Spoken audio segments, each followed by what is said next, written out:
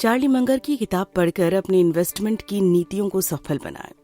इस किताब के जरिए आपके पास एक शानदार मौका है कि आप दुनिया के सबसे सफल इन्वेस्टर के दिमाग को पढ़ सकें। इस किताब को पढ़कर आप चार्ली मंगर की रणनीतियों के बारे में जानेंगे और ये भी समझेंगे कि आखिर किस तरह से इन्वेस्टमेंट करवाकर उन्होंने वॉरेन बफेट को सफल बिजनेसमैन बनाया। इसे पढ़कर आप सीखेंगे इन्वेस्टमेंट करना बस का इंतजार करने के समान क्यों है, क्यों आपको मार्केट के उतार और चढ़ावों को जानना चाहिए, आखिर क्यों बैठे रहना और इन्वेस्ट करना एक गलत रणनीति है।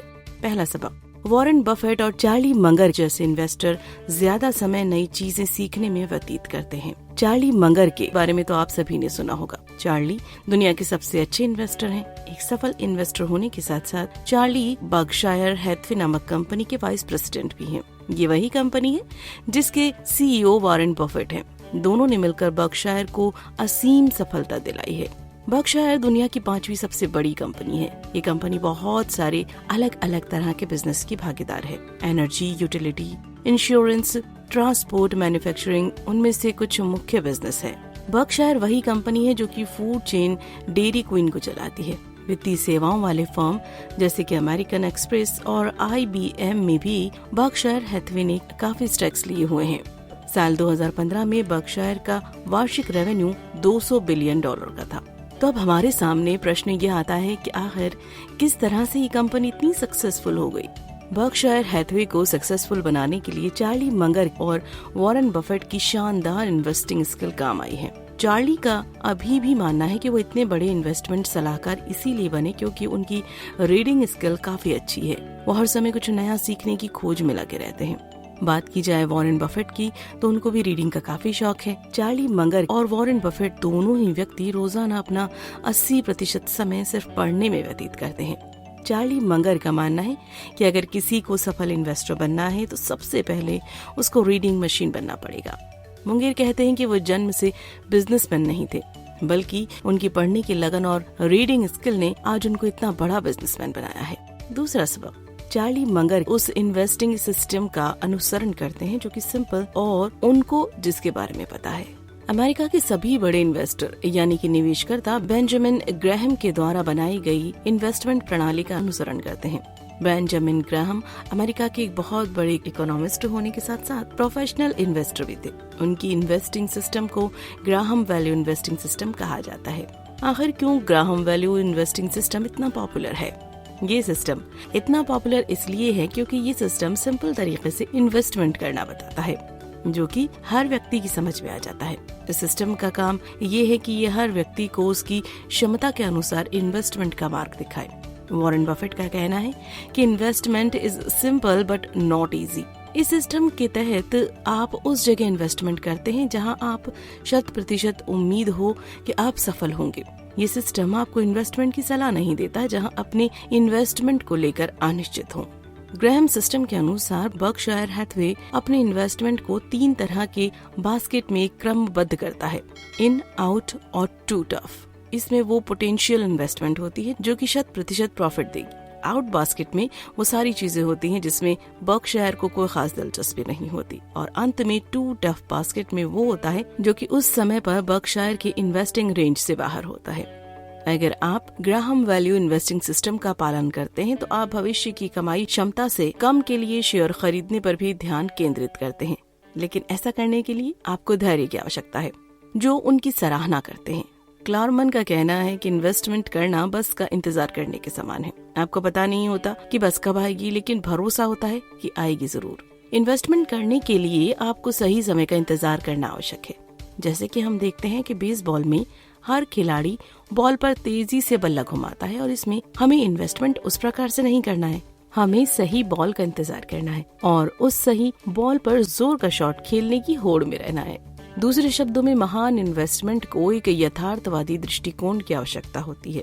धैर्य और साहस का रहना भी अत्यंत आवश्यक है। तीसरा सबक, 4 सिंपल आइडिया जॉकी एक अच्छे इन्वेस्टर को शांत रहने में मदद करते हैं और लॉन्ग टर्म प्रॉफिट पर नजर रखते हैं। मंगर का मानना है कि कोई भी व्यक्ति ग्राहम सिस्टम को फॉलो करके इन्वेस्टमेंट करना सीख सकता है क्योंकि ये सिस्टम समझने में बहुत ही आसान है। मंगर खुद इन्वेस्टमेंट के दौरान 4 जरूरी प्रिंसिपल्स को फॉलो करते थे जिन्हें कोई भी व्यक्ति कर सकता है। पहला प्रिंसिपल, अगर आप शेयर खरीद रहे हैं तो उसको एक बड़े बिजनेस की तरह समझें। आप अपने शेयर की वैल्यू तब तक नहीं समझ सकेंगे जब तक आप उस कंपनी को पूरी तरह नहीं जान सकते जिसमें कि आप इन्वेस्टमेंट करने जा रही हैं। किसी भी शेयर का मूल्यांकन मुख्य बिजनेस के मूल्यांकन से शुरू होता है। दूसरा प्रिंसिपल, शेयर को कुछ न कुछ डिस्काउंट पर ही खरीदें। इससे आपको सेफ्टी का एक मार्जिन मिलता है जो कि अत्यंत आवश्यक है। सेफ्टी शेयर मार्जिन की वर्तमान वैल्यू और उसकी आंतरिक वैल्यू में डिफरेंस दिखता है और यही डिफरेंस भविष्य में उपयोगी साबित होगा। एक उदाहरण के तौर पर मान लीजिए कि आप हाईवे पर कार चला रहे हैं। अगर आप आगे वाली कार से पर्याप्त दूरी बनाए रखेंगे तो आसानी से अपनी कार को नियंत्रित कर पाएंगे, लेकिन अगर दूरी कम होगी तो आपको अपनी कार नियंत्रण में समस्या का सामना करना पड़ेगा। तीसरा प्रिंसिपल, हमेशा बाजार के राइट साइड पर रहें। एक अहम वैल्यू इन्वेस्टर ये जानता है कि गलत संपत्ति और अजीब चीजों को कैसे पहचाना जाए। कभी कभी बाजार के डोलने से आपको परेशान होने की आवश्यकता नहीं है। कभी कभी ऐसा भी होता है कि बाजार गिरने की वजह से इन्वेस्टर गलत दामों पर शेयर बेच देता है और उसका नुकसान उठाना पड़ता है। तो अगर आप बाजार के उतार चढ़ाव को पहचान सकते हैं तो आप निश्चित ही एक अच्छे इन्वेस्टर हैं। चौथा प्रिंसिपल, हमेशा तर्क संगत रहें। ये सुनने में जितना आसान लगता है असल में उतना ही मुश्किल है। इन्वेस्टमेंट के दौरान कभी भी इमोशनल नहीं होना चाहिए। अगर आप अपने मूड के हिसाब से इन्वेस्टमेंट करते हैं तो ये आपके लिए घातक सिद्ध होगा। जैसे कि मंगर कहते हैं, तर्क संगत कुछ ऐसा है जो आपको पालना है। यदि आप कूल रह के इन्वेस्टमेंट करेंगे तो आप जरूर सफल होंगे। चौथा सबक, इन सबसे ऊपर एक वैल्यू इन्वेस्टर को पैक के खिलाफ बहादुरी से चलने के लिए धैर्य और साहस की आवश्यकता है। सिर्फ इन्वेस्टमेंट का तरीका जानने से आप सफल इन्वेस्टर नहीं बन सकते हैं। इसके लिए आपको अपने अंदर कुछ और लक्षणों का भी उत्पादन करना होगा। मंगर का मानना है कि धैर्य और साहस दो ऐसे लक्षण हैं जिनका कि एक सफल इन्वेस्टर के पास होना अति आवश्यक है। मंगर के हिसाब से सबसे अच्छा इन्वेस्टमेंट का मौका तब होता है जबकि मार्केटिंग में थोड़ा सा डर का माहौल हो। मार्केट में डर का अनुमान लगाना नामुमकिन है, इसीलिए आपको उस समय का इंतजार करना होगा जब मार्केट में बार्गेन की स्थिति आ जाए। इंतजार करने के साथ साथ आप इन्वेस्टमेंट करने के लिए नई नीतियाँ सीखने में समय व्यतीत कीजिए। इंतजार करना काफी कठिन हो जाता है अगर आप उस समय का अच्छा तरीके से इस्तेमाल नहीं करते। लेकिन अक्सर शेयरों के इर्द गिर्द घूमने का मतलब ज्यादा टैक्स, शुल्क और खर्च भी होता है। इसीलिए अपनी परेशानी वाली ट्रेडिंग उंगली को आप सबसे बेहतर ना होने दें। अनुशासित रहें और इंतजार करते रहें। अगर आप एक ग्राहम वैल्यू इन्वेस्टर हैं तो आपका साहसी होना अत्यंत आवश्यक है। कभी कभी ऐसा होता है कि लोग डरे होने के कारण बोल्ड अंदाज दिखाने में असफल हो जाते हैं, लेकिन अगर आपको सफल बनना है तो आपको ऐसे लोगों से सामना करना पड़ेगा।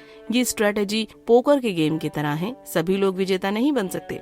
इन्वेस्टमेंट में भी यही होता है। हर व्यक्ति मार्केट को आउट परफॉर्म नहीं कर सकता। आपको सबसे अलग बनना ही पड़ेगा। अगर आप ऐसा करते हैं तो जो बाकी समय को इन्वेस्टर के लिए खराब समय होगा वही समय ग्राहम वैल्यू इन्वेस्टर के लिए सबसे सही समय होगा। अंत में ये ध्यान रखिए कि कोई भी परफेक्ट नहीं है, न ही चार्ली मगर और न ही बफेट। इसीलिए कभी भी आशा न खोएं और लगातार नई नई चीजें सीखने की कोशिश करते रहें। पांचवा सबक, बेहतर इन्वेस्टिंग निर्णय लेने में आपकी सहायता के लिए अलग अलग विषयों की एक सीमा से ज्ञान को लागू करें। मगर केवल एक ग्राहम वैल्यू सिस्टम को ही फॉलो नहीं करते। वो अलग अलग तरह के विषयों को पढ़कर और समझकर उनमें से सबसे उत्तम को चुनने का प्रयास करते हैं। सांसारिक ज्ञान बहुत ही यूनिक चीज है। ये आपको हर प्रकार से संपूर्ण बनाती है तथा बेस्ट चुनने में भी सहायता करती है। मनोविज्ञान, इतिहास, गणित, भौतिकी, दर्शन, जीवन विज्ञान। मगर का मानना था कि इन सभी विषयों के पास वो क्षमता है कि वो आपको अथाह ज्ञान देकर आपको इस संसार में सबसे अलग और सबसे सफल बना सकते हैं। इन अलग अलग विषयों को पढ़कर एक सफल इन्वेस्टर इन्वेस्टमेंट की तकनीकों के बारे में समानता जुटा सकता है, जो कि एक आम इन्वेस्टर के लिए बहुत मुश्किल है। तो आप इस तरह के विषयों का ज्ञान कैसे प्राप्त करेंगे? इसके लिए आवश्यक है कि आप नई नई चीजें सीखें। नई चीजें सीखने का मतलब ये नहीं कि बस आप फैक्ट्स और इन्फॉर्मेशन का रट्टा मार लें। आपको हर विषय की मेन आइडिया को अपनाना और समझना है। आपको समझना है कि जो व्यक्ति उस विषय को पढ़ रहा है वो क्यों पढ़ रहा है, उस विषय के द्वारा मिलने वाले ज्ञान का वो किस प्रकार से इस्तेमाल कर रहा है और कहाँ पर इस्तेमाल कर रहा है। ऐसा कर लेने के बाद आप समझ पाएंगे कि उस विषय के द्वारा मिला ज्ञान इन्वेस्टमेंट में कैसे इस्तेमाल होगा। उदाहरण के लिए मान लें कि किसी वस्तु की कीमत हाल ही में बढ़ी है, फिर भी कंपनी अभी भी उस वस्तु को ज्यादा नंबर में बेचने में सक्षम नहीं हो पा रही। क्या ये घटना सप्लाई और डिलीवरी के रूल को नहीं तोड़ती? जरूर, लेकिन ये भी एक मॉडल में फिट बैठता है जो मनोविज्ञान में पाया जाता है। इसे गिफन वस्तु कहा गया है। एक ऐसी वस्तु जो एक ग्राहक अधिक चाहता है जब उसकी कीमतें बढ़ती हैं, क्योंकि ये बढ़ा हुआ प्राइस वस्तु को लग्जरी आइटम बनाता है। सांसारिक ज्ञान होने से प्रतिस्पर्धात्मक लाभ मिल सकता है। अगर एक संकीर्ण सोच रखने वाले इन्वेस्टर ने इन बढ़ते प्राइस को देखा तो उसने वस्तु से बंधे हुए संपत्तियों को छोड़ने का फैसला किया होगा। एक सांसारिक बुद्धिमान इन्वेस्टर वस्तु को गिफन के रूप में पहचानता है, भीड़ से अलग जाता है और अपने इन्वेस्टमेंट पर डटा रहता है। कुल मिलाकर चार्ली मगर एक सफल इन्वेस्टर किसी जादू की वजह से नहीं बने, बल्कि निरंतर सीखने, सादगी, धैर्य, साहस और सांसारिक ज्ञान प्राप्त करके ही वो ऐसा करने में सक्षम हुए हैं। अगर आप भी ये सब अपनाते हैं तो आप भी मंगर की तरह सफल हो सकते हैं।